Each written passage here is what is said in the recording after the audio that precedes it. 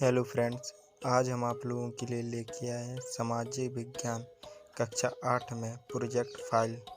उसके लिए कौन कौन से उद्देश्य होंगे और उनका क्या आंसर होगा, ये सब हम आपको इस वीडियो में बताएंगे। तो पहला प्रोजेक्ट परियोजना कार्य फर्स्ट यानी उद्देश्य पहला बताते हैं आपको। जहां आप रहते हैं उसके आसपास प्रचलित किसी हस्तकला का इतिहास पता लगाइए। इसके लिए आप दस्तकारों के समुदाय, उनकी तकनीकी में आए बदलाव और उनके बाजारों में के बारे में जानकारी एकत्रित करें तथा पिछले 20 वर्षों के दौरान इन चीज़ों में किस तरह बदलाव आए हैं उनका विवरण लिखिए। हमें ये सब लिखने के लिए उद्देश्य दिया गया, हमें इसका वर्णन करना होगा। तो इसके लिए हम उद्देश्य फर्स्ट का प्रस्तुति देखते हैं। तो हमें इसका उद्देश्य की प्रस्तुति में हमें आपको ये सब लिखते हैं। धातु शिल्प, दस्तकारों के समुदाय, तकनीकी बाजार और आपका हो जाएगा बदलाव, बाजार में बदलाव आए। इसके बाद आपका ये पहला उद्देश्य कंप्लीट हो जाएगा। पहला उद्देश्य कंप्लीट होने के बाद आप लोग चलेंगे दूसरे उद्देश्य में। तो दोस्तों, आप लोगों का दूसरा उद्देश्य होगा भारत के स्वतंत्रता संग्राम में भाग लेने वाले कम से कम 3 स्थानीय स्वतंत्रता सेनानियों के बारे में पता कीजिए। उनके चित्र व उनके संबंधित जानकारी संकलित कर क्या आपको संकलित करना, नाम, जन्म तिथि, जन्म स्थान, स्वतंत्रता आंदोलन में उनके द्वारा किए गए कार्य एल्बम में तैयार कीजिए। इसका अपन को एल्बम तैयार करना है। किस तरह से तैयार करेंगे तो प्रस्तुति देखते हैं अपन कैसे करेंगे। तो अपन को डाल लेना, सबसे पहले हेडिंग डाल लेने हमारे स्वतंत्रता सेनानी। ये हेडिंग डालने के बाद हमें दोस्तों क्या करना है, पहला नाम लेना चंद्रशेखर आज़ाद। पहला नाम लेते हैं, उनके जन्म तिथि हो जाएगी, जन्म स्थान हो जाएगा और स्वतंत्रता आंदोलन में योगदान, उनका योगदान क्या रहा, तो ये सब लिख देंगे हम। और ये रहा उसके आंदोलन में उनका योगदान क्या रहा। फिर दूसरा आएगा वीरांगना झलकारी बाई, तो इनका जन्म तिथि हो जाएगी उनकी जन्म तिथि और जन्म स्थान हो जाएगा और साथ स्वतंत्रता आंदोलन में योगदान इनका एक ये रहा। वह एक वीर साहसी महिला थी, इनका एक चित्र हो जाएगा, चित्र बनाना है अपन को। इसके बाद इनके ये आंदोलन में कार्य लिख देना है।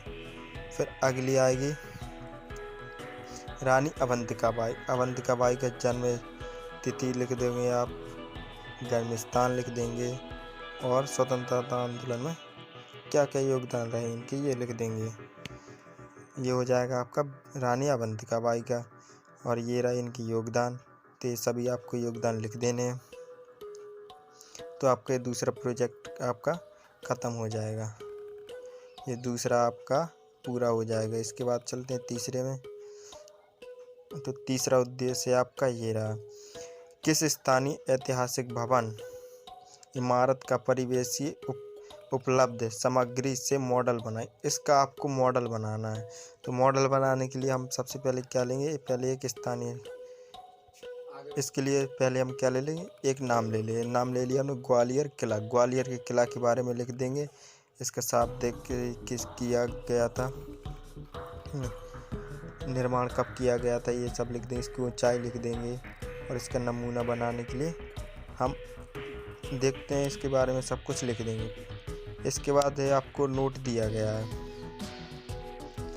नोट में क्या लिखना अपन को, नोट में दे विद्यार्थी कागज के छोटे छोटे पत्थर, थर्माकोल शीट, हैंडसेट की सहायता से मॉडल तैयार करने का प्रयास करें। इसका अपन को मॉडल छात्रों को स्वयं ही तैयार करना है।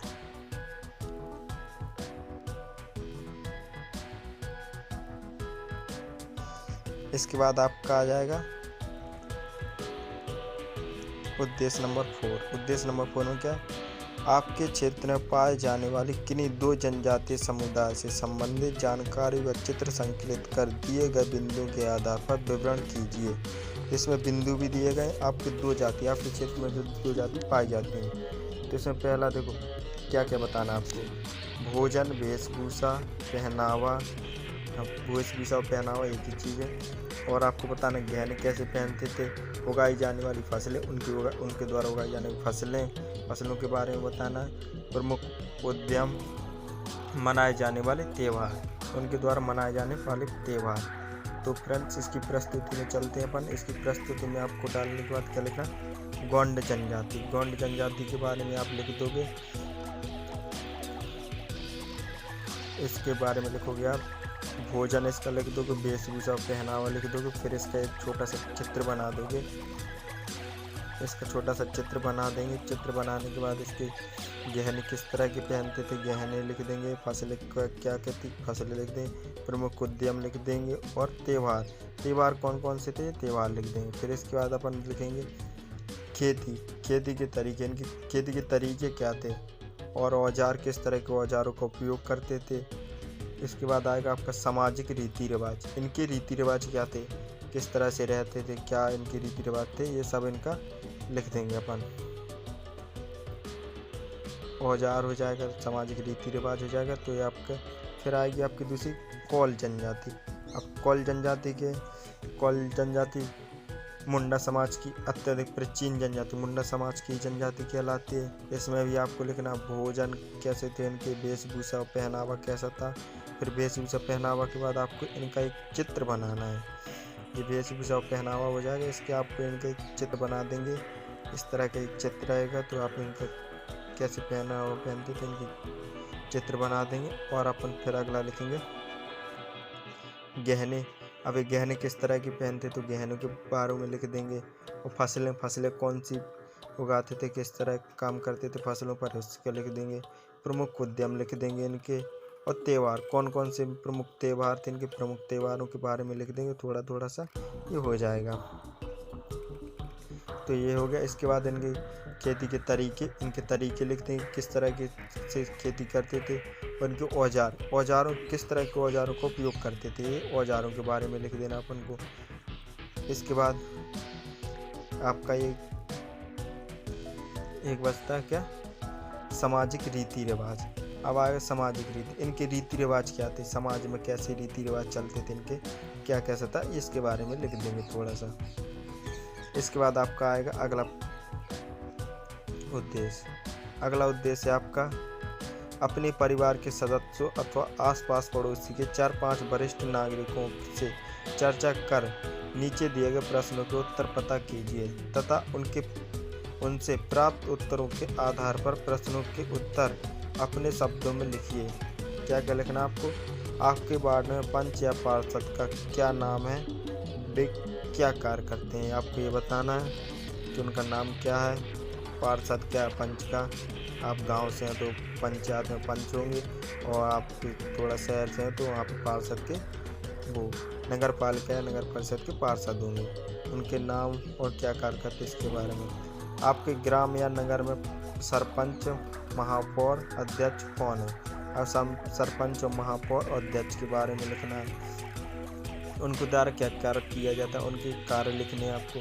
पंच और पार्षद का चुनाव किस प्रकार होता है, आपको अब पंच और पार्षद के चुनाव के बारे में बताना किस प्रकार होता है। सरपंच, महापौर और अध्यक्ष को अपने ग्राम या नगर में कार्य हेतु राशि कहाँ से प्राप्त होती है। अब इनको बताना राशि कहाँ से प्राप्त होती है आपको, तो ये पॉइंट दिए गए। तो आप अपन इसकी प्रस्तुति में चलेंगे। वार्ड के सरपंच या पार्षद का नाम लिखना है पहले, तो नाम लिख देंगे। आप अपने अपने गांव के या नगर के पार्षद का नाम लिख सकते हैं, आप सरपंच का नाम लिख सकते हैं। पार्षद के कार्य लिख देंगे। ग्राम नगर के सरपंच या महापौर अध्यक्ष का नाम, तो इनके नाम लिखना है। महापौर अध्यक्ष के कार्य, तो कार्य लिख देंगे। यह शहर का प्रथम नागरिक कहलाता है, इसके बारे में लिखना है आपको। और इसके बाद आप आ जाएंगे पंच या पार्षद का चुनाव, तो ये चुनाव किस तरह होता है आपको बताना। तो ये आपका चुनाव हो जाएगा, किस तरह बताना आपको चुनाव कैसे होता है इसका, पंच या पार्षद का। इसके बाद आपका आएगा लास्ट, क्या आएगा, नगर या ग्राम में सरपंच, महापौर और अध्यक्ष द्वारा किए जाने वाले कार्य का निर्धारण। अब निर्धारण कैसे होता है उसके बारे में आपको थोड़ा सा लिख देना है, जो स्क्रीन में दिखाया जा रहा है। तो आप इससे स्क्रीनशॉट लेकर या वीडियो पोस्ट करके लिख सकते हैं। तो ये आपके कक्षा 8वीं समाज विज्ञान के प्रोजेक्ट कार्य की फाइल हो जाएगी। तो इससे आपको बहुत मदद मिलेगी लिखने में, और सभी आंसर इसके आप स्क्रीनशॉट लेकर या वीडियो पोस्ट करके देख सकते हैं। अगर वीडियो अच्छी लगे तो वीडियो को लाइक करें और चैनल को सब्सक्राइब करें और पास में रखी बेल आइकन को प्रेस करें।